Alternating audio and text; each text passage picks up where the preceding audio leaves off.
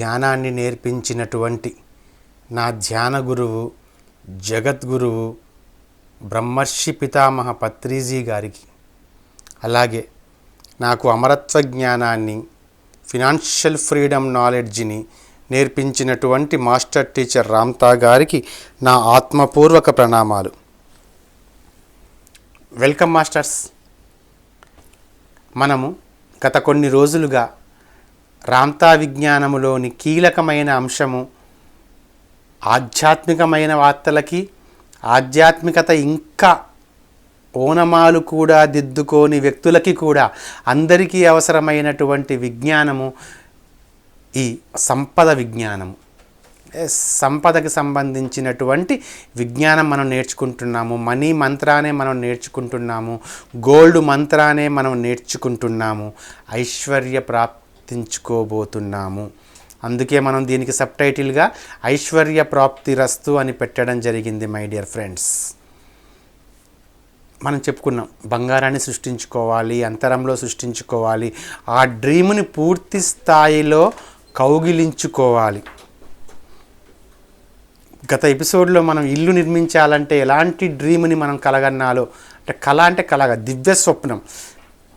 కళ వేరు, దివ్య స్వప్నం వేరు. ఇది మీరు బాగా గుర్తుపెట్టుకోండి. కళ అంటే నిద్రలో మనం ఎరుక లేకుండా వచ్చేది కళ. ధ్యానంలో ఎరుకతో మనం చూసేది స్వప్నం. ధ్యాన స్థితిలో ఉండంగా మనం ఎరుకతో ప్లస్ ఫోకస్ చేసి మరీ చూస్తాం. మనం ఎక్కడ చూస్తాం తెలుసా? మళ్ళీ ఇప్పుడు నిద్రపోతున్నప్పుడు నిద్రలో నువ్వు కళని ఎక్కడ చూస్తావు నీకు తెలుసా? ఏ ప్రదేశంలో చూస్తారో మీకు ఐడియా ఉందా మై డియర్ ఫ్రెండ్స్?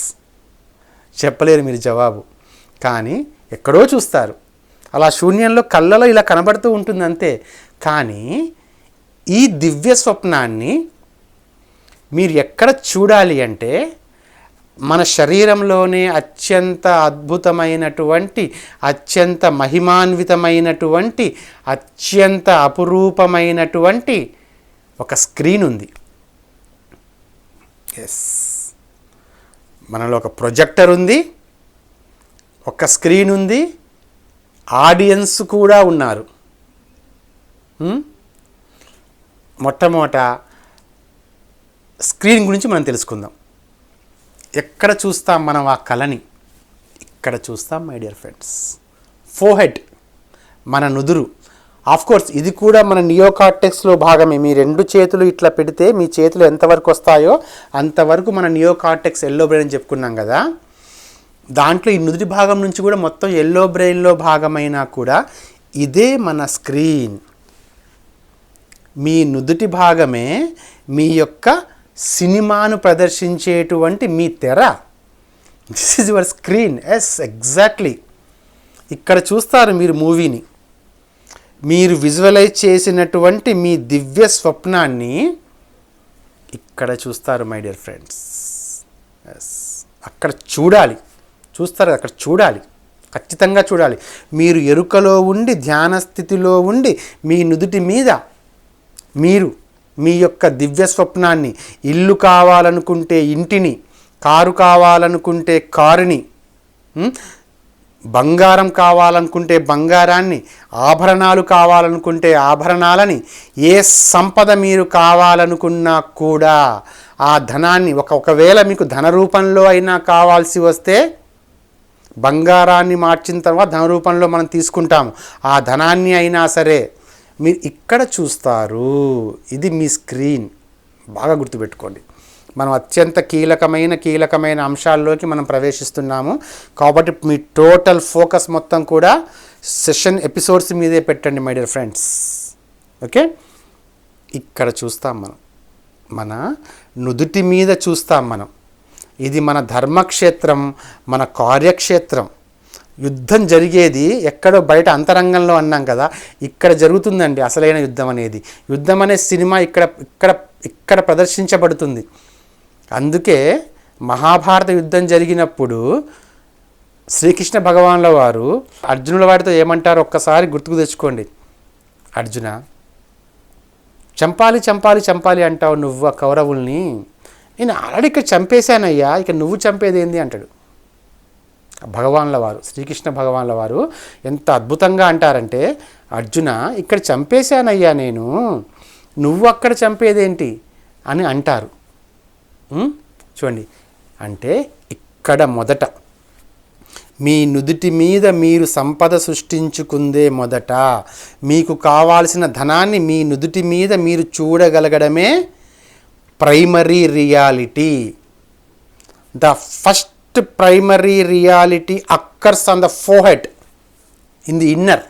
ఎస్, మీ యొక్క నుదుటి మీద మీ ప్రాథమికమైనటువంటి వాస్తవము ఇక్కడ సంభవిస్తుంది. ఇక్కడ సంభవించిందే అక్కడ ప్రొజెక్ట్ చేయబడుతుంది. అక్కడ భౌతిక రూపంలో నీ కళ్ళ ముందు సాక్షాత్కరిస్తుంది. ఇది ఇన్నర్, ఇది అవుటర్. ఇన్నర్లో మొదట సంభవిస్తుంది, అవుటర్లో దీని కాన్సిక్వెన్స్ అవుటర్లో కనబడి తీరుతుంది. ఓకే, సో నువ్వు ఒక డ్రీమర్వి. బాగా గుర్తుపెట్టుకోండి రెండు విషయాలు ఇక్కడ. నువ్వు ఒక డ్రీమర్వి అంటే ఒక దివ్య స్వప్నాన్ని స్వప్నిస్తున్నవాడివి నువ్వు. ఓకే, అంటే ఒక కళని కలగంటున్నవాడు మనం మామూలు భాషలో చెప్పుకోవచ్చు. కానీ కళ అంటే నిద్రపోయేది కళ అని కొన్ని పదాలు మన మెదడులో ఫిక్స్ అయిపోయి ఎలా తయారయ్యంటే మై డియర్ ఫ్రెండ్స్, ఆ పదం మనం వాడినా కూడా ఆ వ్యక్తిత్వంలోంచి ఆ పదం తాలూకు అర్థం వచ్చి ఓహో నిద్రపోతూ కలగనాలేమో అన్నట్టుగా వస్తుంది. అబ్దుల్ కలాం గారు కలలు కనండి అంటే నిద్రపోయి కలకనమని కాదని చెప్పింది. ఆయన చెప్పింది దివ్య స్వప్నాల గురించి. అంతేగాని ఆ కలాం గారు, మన మాజీ రాష్ట్రపతి గారు, అద్భుతమైనటువంటి శాస్త్రవేత్త, అణుశాస్త్రవేత్త. ఆయన ఎప్పుడు ఏం చెప్తుంటారు? డ్రీమ్ అంటుంటారు. ఒక డ్రీమ్ మెసేజ్ చేయి, ఒక డ్రీమ్ కలగను ఒక డ్రీమ్ చూసుకో అంటారు. ఆయన చెప్పే డ్రీమ్ చాలామంది ఏమనుకున్నారంటే నిద్రపోతే వచ్చే డ్రీమ్ అనుకున్నారు. కానే కాదు. డ్రీమ్ అంటే నువ్వు మెలకువతో ఉండి, నీ ఎరుకలో నువ్వుండి, నీ సమస్త శక్తి సామర్థ్యాలు ఉపయోగించి అన్నీ ఒక చోట కేంద్రీకరించి ఇక్కడ నువ్వు డ్రీమ్ చేయాల్సింది. This is your dream place, this is your dream screen. Dreamer ఎవరు? సాక్షాత్తు దైవానివే అయిన నువ్వే. మరి ఇక్కడ నువ్వు పర్సనాలిటీతో కనుక నువ్వు డ్రీమ్ చేస్తే అది మానవత్వపు మరకలతోనే ఉండిపోతుంది. నువ్వు దివ్యత్వంగా ఉండి డ్రీమ్ చేయాలి. Dreamer is God. గుర్తుపెట్టుకున్న masters, dreamer is God. Dreamer స్వప్నిస్తున్నవాడు దైవం కాబట్టే డ్రీమ్ అనేది దివ్య స్వప్నంగా మారుతుంది. ఆ దివ్య స్వప్నంగా ఉన్నటువంటి దివ్య స్వప్నాన్ని ఇక్కడ నువ్వు చూస్తున్నావు కాబట్టి దివ్య కార్యక్షేత్రము, దివ్య ధర్మక్షేత్రము, దివ్య స్వప్న సాక్షాత్కార క్షేత్రము ఇది. ఇక్కడ చూడాలి మాస్టర్స్, అది ప్రాక్టీస్ చేసుకోండి. నేను ఎందుకు ప్రాక్టీస్ అంటున్నానంటే అందరికీ దాన్ని మనం చిత్రీకరణ, విజువలైజేషన్ అనే పదాలు మనం వాడుతూ ఉంటాం. కానీ నేను అచ్చ తెలుగులో మీకు చెప్పడానికి నా ప్రయత్నం ఇది. దాన్ని మనం విజువలైజేషన్, మనం నేను అంటుంటా కదా, చిత్రీకరించుకోండి మాస్టర్స్, చిత్రీకరించుకోండి, విజువలైజేషన్ చేయండి అంటుంటాను. ఏదో అలా కళ్ళు మూసేసుకొని ఏదో చూసామని అనుకుంటారు. అసలు ఏమనుకుంటున్నారు ఈ స్థలాన్ని? ఇది ఇక్కడ ప్రైమరీ రియాలిటీ. మీ జీవితంలో జరిగే ప్రతి యథార్థము కూడా మీకు తెలిసినా మీకు తెలియకపోయినా, మీ కాన్షియస్లో చేసినా మీరు అన్కాన్షియస్లో చేసినా కూడా మొదట ఇక్కడ సంభవిస్తుంది మై డియర్ ఫ్రెండ్స్. అర్థం చేసుకోండి. తరువాత అక్కడ సంభవిస్తుంది. ఇక్కడ చూడగలగడం నేర్చుకోవాలి. ఇక్కడ చూడడమే ఉంది, ఎవడైనా చూస్తాడు. ఇక్కడ చూడాలి. కళ్ళు మూసుకొని మీ యొక్క అంతర్నేత్రంతో, మీ మూడో కన్నుతో ఇక్కడ చూడాలి. దాన్ని మీరు సాధన చేయాలి. ప్రతిసారి చెప్తా ఉంటారు కదా, ఎన్నోసార్లు నేను ఫ్లూట్ నేర్చుకోవడానికి ఎంతో సాధన చేశాను. నేను సంగీతం రోజూ సాధన చేస్తాను. నేను అలాగే ధ్యానం కూడా సాధన చేయాల్సిందే. సాధన చేయనిది ఏది ఊరికే నీకు రాదు. ఒక ఈత నేర్చుకోవాలనుకున్నా కూడా నది నీటిలో దిగి సాధన చేస్తే నువ్వు నిష్ణాతుడివి అవుతావు. అప్పటికప్పుడు నువ్వు ఎలాగోలా నదిలో నెట్టేస్తే బయటకు వస్తావేమో, కానీ నువ్వు దాని నిష్ణాతుడివి కాలేవు. ఏదైనా ఒక విద్యలో నువ్వు నిష్ణాతుడివి కావాలి అంటే నువ్వు ఖచ్చితంగా సాధన చేయాల్సిందే. అలాగే ఒక డ్రీమర్ అయిన నువ్వు ఒక డ్రీముని ఈ సీన్ మీద డ్రీమింగ్ చేయాలి అంటే నువ్వు నిష్ణాతుడివి కావాల్సినటువంటి అవసరం ఉంది. కాబట్టి దానికి ఎలాంటి సాధన నువ్వు చేస్తూ ఉండాలి అంటే మై డియర్ ఫ్రెండ్స్, హాయిగా వేరే పని ఏదీ లేనప్పుడు కానీ, నువ్వు ప్రయాణాల్లో ఉన్నప్పుడు కానీ, లేదా ఇంట్లో ఏ పని పాట లేకుండా టీవీ చూస్తున్నప్పుడు కానీ దాన్ని కట్టేసి కళ్ళు మూసుకోండి. కళ్ళు మూసుకుని మొదట ఏం చేస్తారంటే, ఇక్కడ ఒక పండునో ఒక మామిడి పండు అని అనుకోండి, ఇక్కడ మీ డ్రీమింగ్ ప్లేస్, మీ డ్రీమింగ్ స్క్రీన్ మీద చూడండి ఆ మామిడి పండుని. మళ్ళీ డిఫరెంట్గా చూడండి, పచ్చి మామిడి పండు అనుకోండి. ఆ మామిడి పండు ఇక్కడ మీకు ఆకుపచ్చ రంగులో పచ్చి మామిడి పండు కనబడేంత వరకు చూస్తూ ఉండండి. ఇలా చూడ కొంతమంది వెంటనే కనబడచ్చు, కొంతమంది కొంచెం సాధన అవసరం పడవచ్చు. ఆ తర్వాత ఏమనుకుంటారు, మంచి మాగిన మామిడి పండు అనుకోండి. వెంటనే కళ్ళు మూసుకొని మాగిన మామిడి పండు అంటే ఇక్కడ మీ డ్రీమింగ్ ప్లేస్ మీద మీకు ఆ మామిడి పండు మీకు కనబడాలి. అలా తర్వాత చిన్న చిన్నగా ముందు చిన్న చిన్న పండ్లని, అంటే మీకు బాగా అలవాటైన వాటిని చూడండి.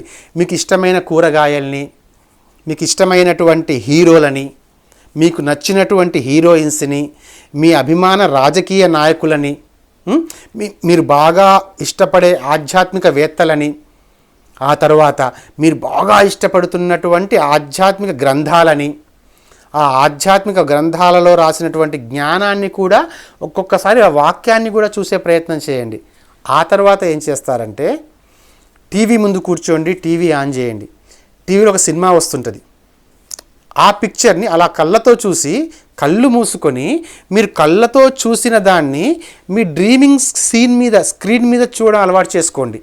అలా సాధన చేస్తూ ఉంటే అప్పుడు మీ యొక్క కళని, ఒక ధనవంతుడిగా మారాలి అంటే, ఆ డ్రీమ్ని మీరు అచీవ్ చేయాలి అంటే, మరొక జన్మ మీకు రాకూడదు, సంపద లేక మరొక జన్మ తీసుకోవద్దు అని చెప్పి మీరు అనుకుంటూ ఉంటే, ఖచ్చితంగా డ్రీమర్ అయిన నువ్వు నీదైన వెల్త్ అనే డ్రీమ్ని నీ డ్రీమింగ్ స్క్రీన్ మీద ఖచ్చితంగా నువ్వు విజువలైజేషన్, చిత్రీకరణ చేసుకొని చూసుకోవాల్సిందే. నువ్వు ఈ విజువలైజేషన్ ప్రక్రియలో, నువ్వు ఈ డ్రీమింగ్ ప్రక్రియలో ఖచ్చితంగా నిష్ణాతుడివి కావలసిందే, స్కిల్ సంపాదించవలసిందే. ఖచ్చితంగా నిష్ణాతుడవై స్కిల్ సంపాదించాలి నువ్వు. కాబట్టి మాస్టర్స్, ఇది మీ శరీరం మీద, మీ శరీరంలో మీ డ్రీమ్ చూసేటువంటి ప్లేస్, డ్రీమింగ్ జరిగేటువంటి ప్లేస్ ఇక్కడ. మరి ప్రొజెక్టర్ ఎవరు? ప్రొజెక్టర్ ఇక్కడ ఏదైనా ఒక సినిమా తెర మీద సినిమా వేయాలి అంటే ఖచ్చితంగా ప్రొజెక్టర్ ఉండాల్సిందే కదా. ఇప్పుడు మనం ఒక వైట్ కట్టినా కూడా ఒక ల్యాప్టాప్ ద్వారా, సిస్టమ్ ద్వారా, ఒక ప్రొజెక్టర్ ద్వారా మనం ప్రొజెక్ట్ చేస్తేనే ఆ లైట్ వేవ్స్ వెళ్ళి, ఆ విద్యుదయస్కాంత కణాలు వెళ్ళి ఆ స్క్రీన్ మీదకు తాకి అక్కడ దృశ్యాన్ని మనం చూసినట్టు కనబడతాయి. మరి మన ప్రొజెక్టర్ ఎవరు? మన బ్రెయినే మన ప్రొజెక్టర్ మాస్టర్స్. దీన్ని గుర్తుపెట్టుకోండి. పాయింట్ నెంబర్ 2, మన బ్రెయిన్ ఉంది కదా, అదే మన గొప్ప ప్రొజెక్టర్. మన బ్రెయిన్లో ముందు ఒక ఆలోచన రావాలి, డ్రీమ్ గురించిన ఆలోచన. ఇక్కడ నువ్వు చిత్రీకరించుకోవాలంటే, నీ సంపదని ఇక్కడ, నీ ధనాన్ని నువ్వు ఇక్కడ చిత్రీకరించుకోవాలి అంటే, నీ ఇంటిని కానీ, నీ కార్ని కానీ, నీ ఒక బిజినెస్ కాంప్లెక్స్ని కానీ, ఒక సినిమా థియేటర్ని కానీ, నువ్వు దేన్ని కట్టాలనుకున్నావో, ఏది నీకు కావాలి అనుకుందో, ఏదైతే నీ దివ్య స్వప్నమైందో దాన్ని ఇక్కడ నువ్వు చూడాలి అంటే మొదట నీ బ్రెయిన్లో ఆ థాట్ రావాలి. ప్రొజెక్టర్లో దాని తాలూకు స్టఫ్ ఉంటేనే స్క్రీన్ మీద మనం వేయగలం. ప్రొజెక్టర్లో సినిమా రీల్ లేకపోతే స్క్రీన్ మీద నువ్వు ఏం వేస్తావు? ఓన్లీ లైటింగ్ పడుతుంది అంతే, అక్కడ బొమ్మ నడవదు, బొమ్మ కనబడదు. ఓకే, సో ప్రొజెక్టర్, ఈ ప్రొజెక్టర్లో మొదట ఆలోచన రావాలి. ఆ ఆలోచన రావాలి అంటే ఆలోచన ఉంది అనుకోవాలి. ఆల్రెడీ నాకు ఇల్లు ఉంది. నేను అందుకే ఇల్లు గురించి ఎక్కువ చెప్తున్నాను మాస్టర్స్. ఎందుకంటే హౌసింగ్ లోన్స్ తీసుకుని చాలా ముప్పు తిప్పలు పడ్డ వాళ్ళని ఎంతోమందిని చూశాను. కాబట్టి నేను ఇంటి గురించి ఎక్కువ చెప్తున్నా ఎగ్జాంపుల్స్. కాబట్టి ఇల్లు అనేటువంటి ఆలోచనని, అద్భుతమైన ఇల్లు అనేటువంటి ఆలోచనని నువ్వు ముందల ఒక ఆలోచన రూపంలో ఫ్రేమ్ చేసుకో. ఇదంతా టెక్నికల్ మాస్టర్స్.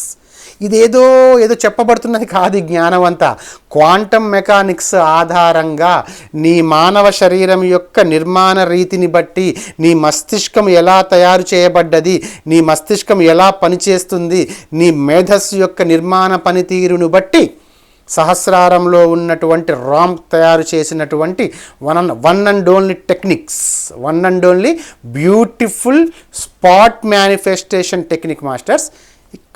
ఇక్కడ ఫ్రేమ్ చేసుకో ఆలోచనని పూర్తిగా. మొట్టమొదటగా నీ ఇల్లు అనేటువంటి ఆలోచనని నా దగ్గర ఆల్రెడీ ఇల్లు ఉంది అని నువ్వు ఫిక్స్ అయిపో. అదే కదా అనేది ఎంబ్రేజ్ యువర్ డ్రీమ్స్ అని చెప్పేది. దేనికి? Embrace your dreams. నీ కలలని కౌగిలించుకో, ఆప్యాయంగా హత్తుకో, నీ కలలో లీనమవ్వు. దానికంటే ముందు ఆ కళ, ఆ డ్రీమ్ అనేది, ఆ దివ్య స్వప్నం అనేది, ఆ దివ్య స్వప్నము ఒక ఆలోచన రూపంలో నీ బ్రెయిన్లో నువ్వు విశ్వసించి దాన్ని ఇక్కడ నిలబెట్టుకోవాలి. నీ సబ్ కాన్షియస్లో నువ్వు దీన్ని ఇక్కడ నిలబెట్టుకోవాలి మొట్టమొదటగా. అలా నిలబెట్టుకున్నటువంటి ఆలోచన నీ న్యూరాన్స్ని మండించాలి. నీ న్యూరాన్స్లోకి, నరనరాల్లోకి వెళ్ళిపోవాలి. అలా వెళ్ళిపోవాలి అంటే మార్గం ఏంటి? విశ్వాసం, బిలీఫ్ సిస్టమ్, శరణాగతి, ఎలోనెస్. ఎవరికి? బయటి వాళ్ళకి కాదు, నీ ఆత్మకి, నీ కాంతి పుంజానికి, నీ స్వయానికి నువ్వు దైవానివే అని నమ్మి ఉంటే, నీకు ఆలోచన వచ్చిన మరుక్షణం నీ బ్రెయిన్లో ఉన్నటువంటి సమస్త కణజాలమంతా యాక్టివేట్ అయిపోయి నీ స్క్రీన్ మీదికి ప్రొజెక్ట్ చేస్తుంది. నీ స్క్రీన్ మీదికి ప్రొజెక్ట్ చేస్తుంది. ఓకే, అంత అద్భుతమైంది బ్రెయిన్ మన ప్రొజెక్టర్. ఏదైతే ఆలోచన, ఏదైతే సంకల్పాన్ని మనం తీసుకుంటున్నామో ఆ సంకల్పానికి ఒక ఆలోచన అనే రూపాన్ని తీసుకొని వచ్చి డ్రీమింగ్ సీన్ మీద దాన్ని ఫోకస్ చేయగలటువంటి ప్రొజెక్టర్ అది. ఇక్కడ నువ్వేం చేయాలి? ఇది సీన్ మీద నువ్వు ఫోకస్ చేసి దాంట్లో పూర్తిగా లీనమైపోవాలి. పూర్తిగా నీ డ్రీమ్తో నువ్వు కరిగిపోవాలి. నీ డ్రీము నువ్వు రెండు వేరేగా ఉండకూడదు. నీ దివ్య స్వప్నంలో నువ్వు మైమర్చిపోవాలి. నువ్వు ఆ ఇల్లు కట్టినట్టుగా పూర్తి స్థాయిలో, ఇందాక చెప్పాను లాస్ట్ ఎపిసోడ్లో కూడా, ఆ ఇంటి యొక్క రంగులు, కార్పెట్లు, ఆఖరికి బాత్రూంలో వేసినటువంటి ఆ టైల్స్ మొత్తం కూడా నీ యొక్క డ్రీమును నువ్వు ఎంత లోపలికి నువ్వు ఎంబ్రేస్ చేసుకోగలిగితే అంత అది బయటికి మళ్ళీ నీ బాహ్యంలో అది ప్రదర్శించబడుతుంది. బాహ్యంలో నీ కళ్ళ ముందు అది దర్శిస్తూ నువ్వు టచ్ చేస్తావు.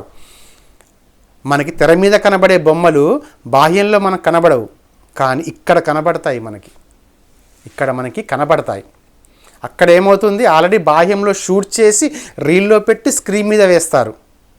ఇక్కడ కూడా ఆల్రెడీ ఎప్పుడో షూటింగ్ జరిగిపోయి ఉంటుంది మై డియర్ ఫ్రెండ్స్. ఎప్పుడో జరిగిపోయి ఉంటుంది షూటింగ్.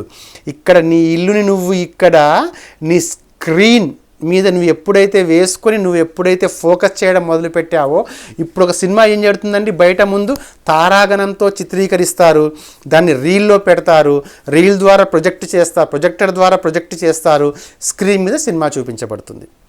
ఇప్పుడు మనము ఇల్లు అనేటువంటి ఒక థాట్ని మన బ్రెయిన్లో పెట్టేసి దాని థాట్ని బాగా మనం డెవలప్ చేసి దాన్ని మన స్క్రీన్ మీదికి, మన ఫోర్హెడ్, మన నుదుటి మీదికి, మన కార్యక్షేత్రం మీదికి, మన డ్రీమింగ్ ప్లేస్ మీదికి మనం ప్రొజెక్ట్ చేసినప్పుడు ఇక్కడ సినిమా మొత్తం జరుగుతూ ఉన్నప్పుడు ఆ సినిమా మొత్తాన్ని మనం పూర్తిగా ఎంజాయ్ చేస్తున్నప్పుడు, ఆ డ్రీమ్ని మొత్తం ఎంజాయ్ చేస్తున్నప్పుడు డ్రీమ్ నీ కళ్ళ ముందుకు వస్తుంది. ఎందుకంటే ఆల్రెడీ నీ ఇల్లు అనబడేటువంటి డ్రీమ్ ముందే కట్టబడి ఉన్నది నీ కళ్ళ ముందు సాక్షాత్కరిస్తుంది. చాలా జాగ్రత్తగా అర్థం చేసుకోండి మాస్టర్స్. నేను అందుకనే మళ్ళీ చెప్పిందే చెప్తున్నాను.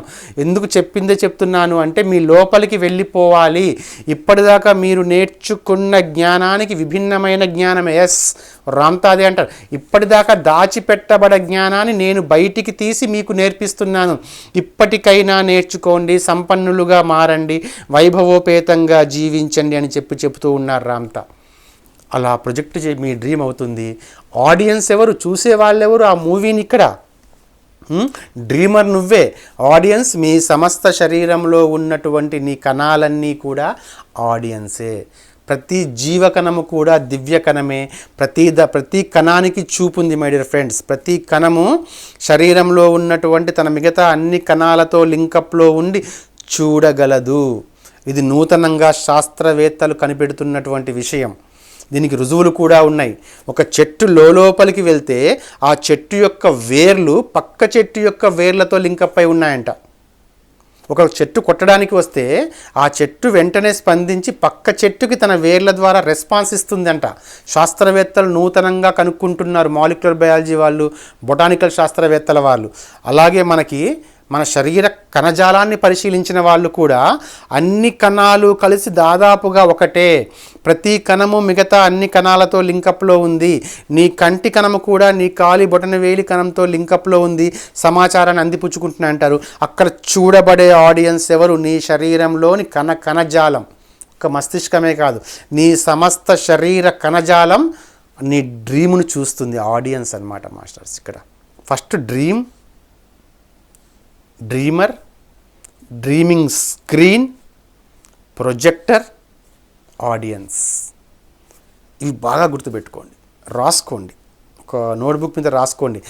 ఒక్కసారి వింటే అర్థం కాకపోవచ్చు, మళ్ళీ మళ్ళీ మళ్ళీ మళ్ళీ మళ్ళీ మళ్ళీ వింటూనే ఉండండి. అర్థమయ్యి అవగాహన అయ్యేంత వరకు వింటూ ఉండండి మాస్టర్స్. ఎందుకు అంటే ఒక ఇల్లు కట్టుకోవడం కోసం 30 సంవత్సరాలు నానా చాకిరీ చేసి లోన్ తీసుకొని నువ్వు కష్టపడి సంపాదించి నీ సొమ్మంతా తీసుకొని పోయి ఆ బ్యాంకులో కట్టి నువ్వు తీసుకున్న 30 లక్షలు 70 లక్షలు నువ్వు కట్టాల్సి వస్తుంది. మొత్తం కట్టడం కంటే కూడా హాయిగా ఎపిసోడ్ చూసి ఈ సంపద సృష్టి జ్ఞానాన్ని నేర్చుకొని నిజ జీవితంలో అవలంబించవచ్చు కదా. నీకేమైనా ఖర్చు ఉందా నీకు దీంట్లో? నువ్వు ఇక్కడ ఖర్చు పెట్టాల్సింది ఏంటి? నీ ఏకాగ్రతని ఖర్చు పెట్టు, నీ యొక్క డిసిప్లిన్ని ఖర్చు పెట్టు, నీ యొక్క ఫోకస్ని ఖర్చు పెట్టు, నీలో ఉన్నటువంటి శక్తిని ఖర్చు పెట్టడంగా. శక్తిని మనం ఖర్చు పెట్టడం ఎప్పుడు కూడా, శక్తిని వినియోగిస్తాం మనం అంతే. శక్తి ఖర్చు కాదు, శక్తి సృష్టించబడదు, వినియోగిస్తాము, అది మళ్ళీ రొటేట్ అవుతూ ఉంటుంది అంతే. వినియోగించు, నువ్వు బయట నుంచి ఏది తీసుకురావాల్సిన అవసరం లేదు కదా. నేర్చుకో హాయిగా. అద్భుతమైనటువంటి సంకల్ప శాస్త్రం చెప్పబడుతున్నప్పుడు హాయిగా కూర్చొని నేను నేర్చుకోండి, యాక్సెప్ట్ చేయండి, ఆర్గ్యుమెంట్స్ లేకుండా. అంతే అంటారా అంతా. నేను మీకు చెప్పడానికే వచ్చాను, మీకు చెప్పే తీరుతాను నేను ఖచ్చితంగా అని చెప్పంటున్నారు.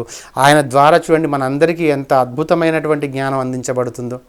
అందుకే ఆయన విజేత అంటారు, ధీశాలి అంటారు, పరాక్రమ యోధుడు అంటారు. ఖచ్చితంగా మాస్టర్స్ మనం నెక్స్ట్ ఎపిసోడ్లో ఇంకా ఈ ప్రాసెస్లో ఇంకా ఏం జరుగుతుందో, ఇంకా లోపల ఆ కణాల యొక్క ప్రవర్తన ఎలా ఉంటుందో, మనం ఎలా దివ్యమానసము నుంచి వీటన్నింటినీ మనం స్వీకరించి నిలబెట్టుకొని ఉంటామో మనం, ఈ విషయాలన్నింటినీ కూడా మనం ఖచ్చితంగా తర్వాత ఎపిసోడ్స్లో మనం తెలుసుకుందాం మాస్టర్స్. కానీ దానికంటే ముందు రామ్తా ఎవరినీ కూడా తనకి కనీసం తన ఫోటో అంటే ఆయనకు ఉండలేడు, కనీసం తనని ఆరాధించడానికైనా కూడా తను అంగీకరించడు. అంటాడు అవసరం లేదు, నేను మీతో బాటుగా మానవ జాతిలో మీలాగే మానవుడిగా ఆవిర్భవించినటువంటి అతి సామాన్య మానవుణ్ణే, ఇంకా మీరు చాలా మంచివారు, నేను కిరాతకుణ్ణే, నేను కిరాతక జీవితాన్ని గడిపాను. నేను ఆ కిరాతక జీవనంలో ఎన్నెన్నో కష్టాలు పడి నా అంతటా నేను శ్వాస మీద ధ్యాస పెట్టి ఒక వాయువుకి అధిపతినయ్యి నేను నా జ్ఞానం నేర్చుకున్నాను. నా రేస్లో అంటే మనందరూ కూడా ఆయన రేసే కదా, ఆయన మానవుడు కదా. నా రేస్లో ఉన్నటువంటి మీ అందరికీ ఈ జ్ఞానాన్ని అందింపచేసే సరైన సమయం కోసం నిజంగా చాలా ఎదురు చూశానంటాడు. ఎదురు చూశాను, ఎక్కడో లేడు, మనతో బాటే ఉన్నాడు. కానీ సరి అయిన సమయం కోసం ఎదురు చూశాడు. తను డైరెక్ట్గా రావడం కోసం, తను ఛానలింగ్గా రావడం కోసం. ఈ మధ్యకాలం తను మన మధ్యే ఉన్నాడు, కానీ మనం తన్ని గుర్తించలేకపోయాం. ఏమంటారంటే నేను జ్ఞానాన్ని ఎంతోమందితో మీకు అందించాలని చూశాను. మీ దగ్గరికి వచ్చిన ప్రవక్తలందరూ కూడా నా స్నేహితులే. ఎందరో ప్రవక్తలు వచ్చారు, చెప్పారు, వాళ్ళందరూ కూడా నా స్నేహితులే. మేమందరం కూడా వైట్ బ్రదర్హుడ్ లాగా మీకు సహాయం చేయడం కోసమే భూతలం మీదకి వచ్చాము. కానీ మీరు వారిని హింసించారు. కొంతమందినేమో రాళ్లతో కొట్టి హింసించారు, కొంతమందినేమో కొబ్బరికాయలు కొట్టి హింసించారు, అంటే పూజ చేసి హింసించాము, కొట్టి హింసించాము. ఏది చేసినా కూడా హింసే. కానీ అందుకే ఈసారి నేను అలా రాదలుచుకోలేదు, ఏ ప్రవక్తగానో రాదలుచుకోలేదు, ఏ అద్భుతమైనటువంటి సన్యాసిగానో రాదలుచుకోలేదు. ఒక మామూలు మహిళ శరీరంలోనికి ప్రవేశించి ఆమె ద్వారా జ్ఞానాన్ని నేర్పించాలనుకున్నాను. ఆమె ద్వారా జ్ఞానాన్ని నేర్పించే ప్రయత్నం నేను చేస్తూ ఉన్నాను. నేను ఈ ప్రయత్నం చేస్తున్నప్పుడు మీరు అందుకోండి. అంటారు మాస్టర్, నిజంగా రామ్ అంటారు, ఒక్కవేళ కనుక నేను చెబుతున్న ఈ విషయాల్ని ఇంకా మీరు అంగీకరించకుండా మీలో మీరు తర్జన భర్జనలుగా పడుతూ తర్వాత చూద్దాంలే, తర్వాత అంగీకరిద్దాంలే, ఇప్పుడే అని అనుకుంటే ఉంటే మాత్రం, మీరు నిష్ఫలులుగా మిగిలిపోతే మాత్రం నేను ఈసారి ఒక 2 వెచ్చటి కన్నీలి బొట్లు రాల్చడం తప్ప 2 వెచ్చటి కన్నీటి బొట్లు రాల్చడం తప్ప నేను ఏమీ చేయలేను అని చెప్పంటారు మాస్టర్స్. ఆయన చూడండి, అంత అద్భుతమైన వ్యక్తి వచ్చి అంత ప్రేమతోటి అంత సహనంతో మానవాళ్ళని ప్రేమించేటువంటి గొప్ప సహనం ఉన్నటువంటి ఆ వ్యక్తి మన దగ్గరికి వచ్చి ఇదంతా మనకి నేర్పిస్తూ ఉంటే ఎందుకు మాస్టర్స్ మనం ఇంకా నేర్చుకోకుండా, ఇంకా ఎందుకు? ఇప్పటికైనా పదండి ముందుకు వెళ్దాము. అంత సైంటిఫిక్గా ప్రూవ్ చేయబడ్డ టెక్నిక్స్. మీకు డౌట్స్ ఉంటే ఒక అబ్జర్వరు శక్తి క్షేత్రాన్ని ఎలా ప్రభావితం చేస్తాడో క్వాంటమ్ మెకానిక్స్లో ఉంది. బేసిక్ పాయింట్స్ తీసి మీకు చదవండి. ఒక అబ్జర్వర్ అంటే ఏంటి? ఇక్కడ అబ్జర్వర్ అన్నా ఒకటే, డ్రీమర్ అన్నా ఒకటే, గాడ్ అన్నా ఒకటే, అయామ్ అన్నా ఒకటే, అందరం ఒకటే. అబ్జర్వర్ అన్నా డ్రీమర్ అన్నా ఒకటే. అబ్జర్వరు, ఒక డ్రీమరు తన డ్రీమ్ని మేనిఫెస్టేషన్ చేసుకోవడం కోసం అబ్జర్వర్గా మారుతాడు. అంటే అబ్జర్వర్గా మారడం అంటే అదొక రూపాంతరం కాదు. అప్పుడు తను చేసే ప్రక్రియకి అబ్జర్వర్గా పేరు పెట్టబడుతుంది. అందరూ ఒకటే. తీయండి, సైన్స్ తీసి చూడండి. అంతెందుకు, సైన్స్ కంటే ముందు కూడా మన సనాతన విజ్ఞాన శాస్త్రంలో ఎలా సృష్టించుకున్నారు వాళ్ళు? వాక్కు ద్వారా జరిగేది కదా సృష్టి. విశ్వామిత్రుడు ఎలా సృష్టించాడు? పాతకాలంలో ఎంతోమంది ఉన్నారు కదా, ఎలా సృష్టించే వాళ్ళు వారు. కాబట్టి మాస్టర్స్, ఈ జ్ఞానం మొత్తాన్ని మనం నేర్చుకుందాము, ఈ జ్ఞానాన్ని అవగాహన చేసుకుందాము.